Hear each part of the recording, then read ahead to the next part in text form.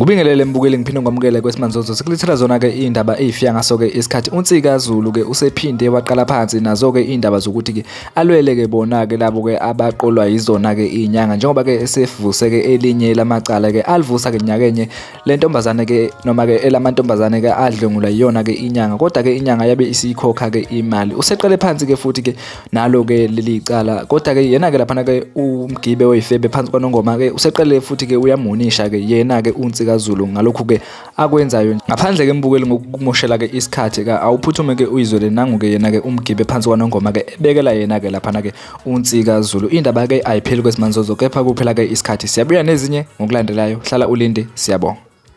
totozi ithi yabalapha ngototozi zezazandawo ngelezi ingane manje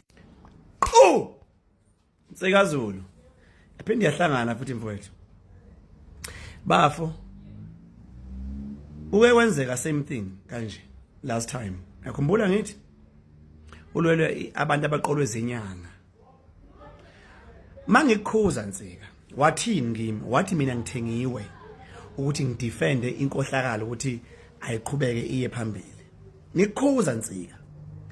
ngikukhuza ngani Nsika ngoba mina nawe asikaze siyiphathe imali ewu400,000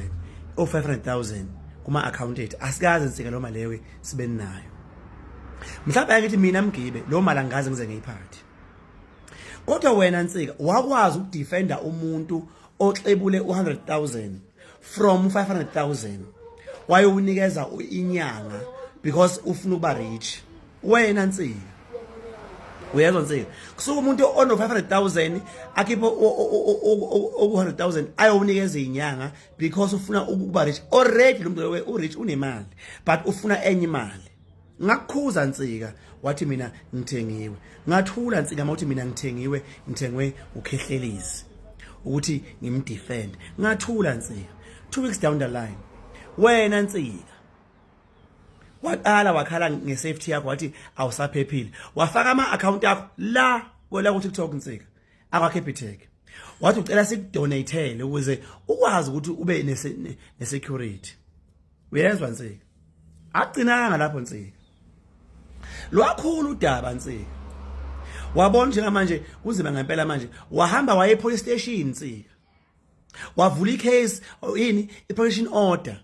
ukuthi Nsika ufika ngathi awusekho safe Nsika wena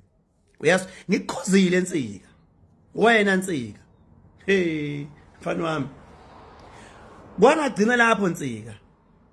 wayiyeka completely le nto leyo wawuyenza wayiyeka indaba yenyanga wavala ikhethini wayiyeka emva kokuthi ngikukhuzile wangeswa namhlanje Nsika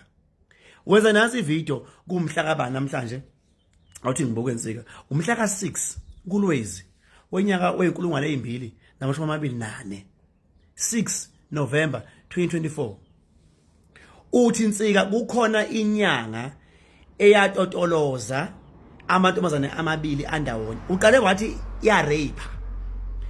washintsha manje usuthi yena yawatotoloza ukuze iwafaka umuthi ungaka wena Nsika wakuswapha ukuthi khona umuntu eSouth Africa olashwa ngokuthi kulalwe naye ngaphandle umuntu esifazana osuke uthandana naye osukumcupha umfaka umuthi ngokumcupha wakuzwaphi lokho Nsika wena ke ungaka Nsika uma uthi Nsika lamantombazane othi uyalwela wena mawukuthi iminyaka yawo below 18 years please fight for them continue fighting for them but if they are above 18 years Nsika lento iye ngoba futhi iyokufaka futhi enkingeni futhi Nsika ulwela abantu abaziphukuphuku baseningizimu Afrika wakuswapha nomuntu ofakwa ngokuthi kumele ulale uvule imlenze wena kufakwe umuthi kuwe Nsika wakuswapha ukuthi ngathi mina nanemillion ebank ngikhipha u500,000 ngiyunika umuntu ukuthi ngifuna ukuba rich even more wakuswapha Nsika lonto leyo bese wena Nsika uyobalwela those people abaziphukuphuku uyilwele wena kumanje uthi wena kunama video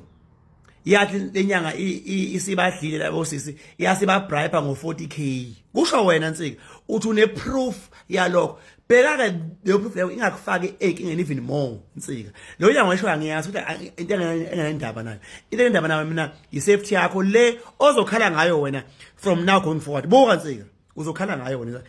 i-safety yakho Nsika ngiyakhuza futhi ngiyaphinda Nsika ngiyakhuza yekela lo doti othi uyakwenza baningi abantu ongabalwela la